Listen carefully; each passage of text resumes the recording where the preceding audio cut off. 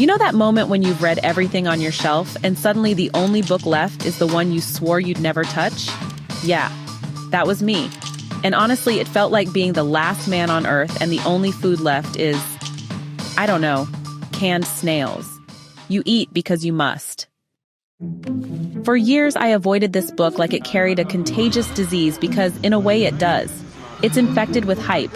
And if there's one thing I can't stand, it's hype. That's why I ran from E.L. James and her trilogy of Handcuffs and Contracts. People were drooling over it like it was the holy grail of literature. Me, I thought, sex sells and capitalism is worshiping it like a god. And then one fateful day, I ran out of books, and this book found me.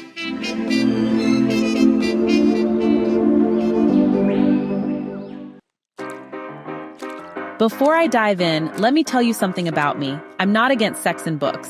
Not at all. But I don't like it when that's the only thing holding a story together. It's like baking a cake with only sugar. Sweet? Yes. Satisfying? No. That's the good stuff. All right, everywhere you look today, it seems like sex is the marketing engine. You know, car shows have models everywhere, as if you're buying the car and, oh, the model comes as a free gift. And Formula One? Models. Boxing? Yep, models again. Music videos? Forget about talent, just show some skin and you've made it. Even Susan Boyle was judged harshly because she didn't meet the beauty standards, until she opened her mouth and made everyone cry. But hey, if she'd been slimmer and flashed a little more skin, the industry would have built her a throne. So yes, when I picked this book, I thought I was walking straight into another shrine of capitalism's favorite god. What I didn't expect was something else. All right, so here's what this book does. It takes sex, raw, unfiltered, unapologetic, and explores it from every angle imaginable. And when I say every angle, I mean every angle. If sex were a diamond, Anaïs Nin polished all its facets. This is a collection of 15 short stories. And what's the theme that binds them? Not romance, not love, not heartbreak. Nope, it's sex. Dirty, strange, forbidden, intoxicating sex. Let me give you a taste of what I mean. First up, incest. Yep, we're not starting soft here. Nin throws us into the deep end without a life jacket. There are fathers and daughters, brothers and sisters. And here's the twist. The characters don't seem to wrestle with guilt. There's no shame, no punishment. It's like society's moral compass was thrown out the window, and everyone's free to explore their darkest desires. Then we have bestiality. Yes, that happens. Then orgies. And not your average, polite RSVP-type orgies. I'm talking wild, chaotic, drug-fueled carnivals of flesh, exhibitionists who live for being watched, nymphomaniacs who can't get enough, people so deep into their cravings that reality becomes optional. And just when you think, okay, surely she won't go further, she does. Necrophilia strolls in like, hello, I'm here too. Pedophilia is lurking in the shadows, and then there's that one story, absolutely jaw-dropping, where a young girl experiences an orgasm during confession. Yes, in church before a priest. And don't get me started on the priest who just casually allows a young boy to be raped by older boys. I know what you're thinking. What am I reading and why am I still reading it? Trust me, I ask myself the same thing. One of the stories almost tips into mutilation. And here's the thing.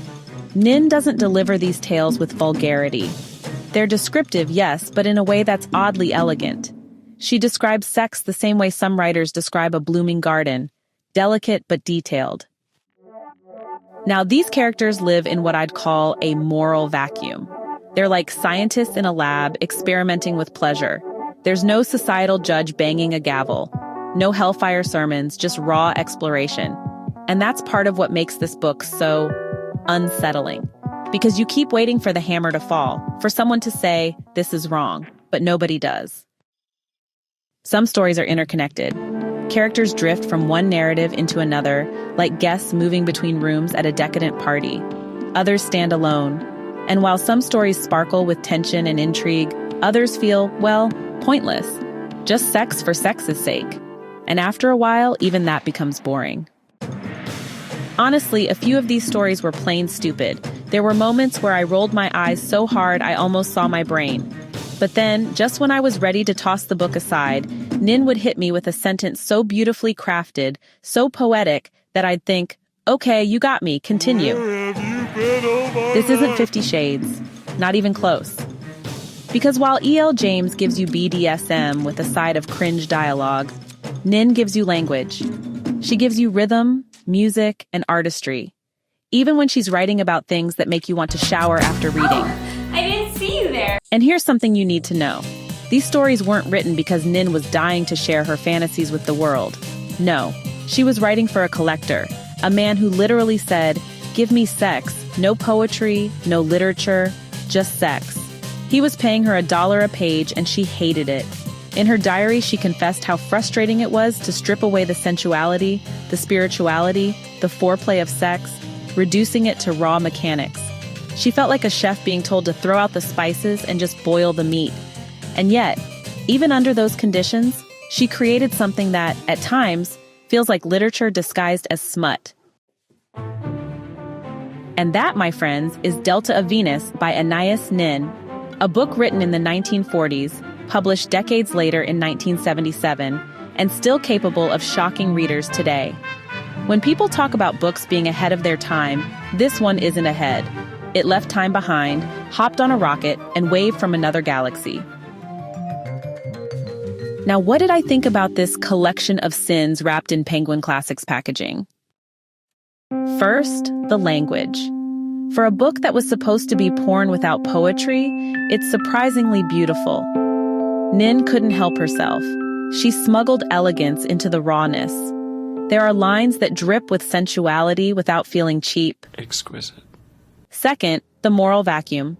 Nobody suffers consequences. No shame, no guilt. And that makes sense because Nin was writing in a time when sex was taboo.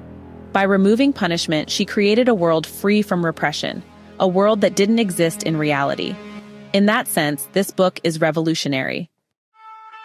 Third, the flaws. Let's be honest, some stories drag, some are repetitive. A few made me think, what was the point of that? And others cross lines that even the most liberal minds might hesitate to approach.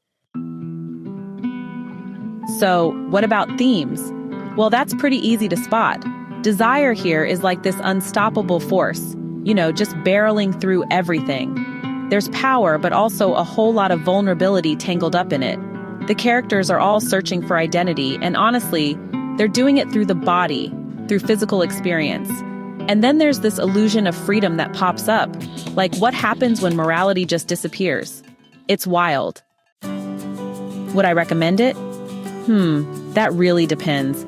If you're uncomfortable with taboo topics, honestly, you should run. Don't even peek, seriously. But if you're curious about the darker corners of literature, and you want to see how a talented writer can turn even filth into something almost, elegant, then yeah, give it a try. Just maybe don't read it on public transport, okay? This shit is not normal! Now, just a quick word about Anaïs Nin. She was a French-Cuban writer, and she's actually famous for her diaries, essays, and erotic literature. Born way back in 1903, she lived a life that was just as unconventional as her work. She mingled with artists like Henry Miller and became an icon of feminist literature, though honestly, she'd probably hate that label. What's fascinating is that her erotic works, like this one, were never meant for the public. They were commissioned for private collectors. She even complained about it in her diaries. But decades later, these secret stories became some of her most famous works.